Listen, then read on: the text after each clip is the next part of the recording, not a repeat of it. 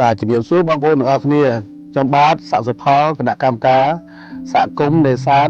ទំនប់ប្រឡកឯកោទេសចរជលផលនៅក្នុងឃុំមួយឃុំលំលក់សង្កង្ហាវខេត្តបរសេននោះជំរាបសួរបងប្អូនទាំងអស់គ្នាខ្ញុំឈ្មោះខំផល្លាខ្ញុំមកពីសហគមន៍នេសាទឃុំទំនប់ប្រឡកបាទខ្ញុំសូមរៀបរាប់អំពីសក្តានុពលនៅក្នុងសហគមន៍នេសាទឃុំលំលក់របស់ខ្ញុំគឺបច្ចុប្បន្ននេះគឺយើងបានរៀបចំហើយអ្វីដែលមាននៅក្នុងនេះគឺសំខាន់បំផុតគឺយើងមានការពរិវកម្មចិញ្ចឹមត្រីឆ្ពង់យ៉ាងច្រើនទីតាំងទី2យើងអាចរកងាវ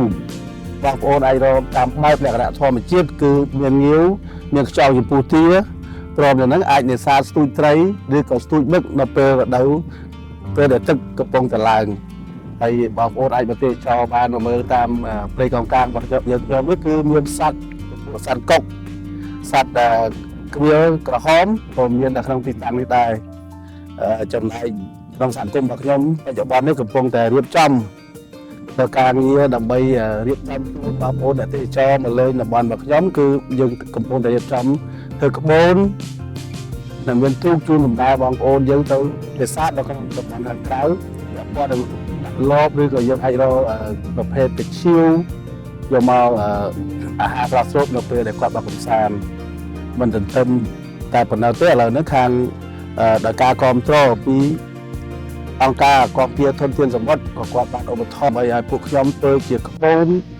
បណ្ដែតទឹកសម្រាប់ជូនបងប្អូនមកទេសចរនៅលើក្បូនអាចទៅស្រស់ស្រាយប្រហូបអាហារបែបធម្មជាតិមានបង្គាមកក្តាមផ្សេងដែលបងប្អូនត្រូវការកំបាំងជាមុនណាយើងរៀបចំជូនអាចនឹងមកនេសាទខ្លួនឯងផ្ទាល់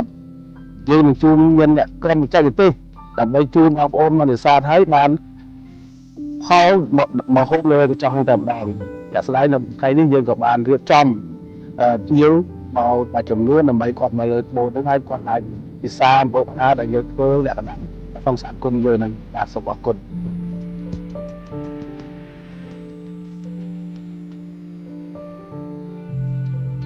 សក្តានុពលពិសេសដូចលោកពូក៏បាននិយាយអញ្ចឹងគឺ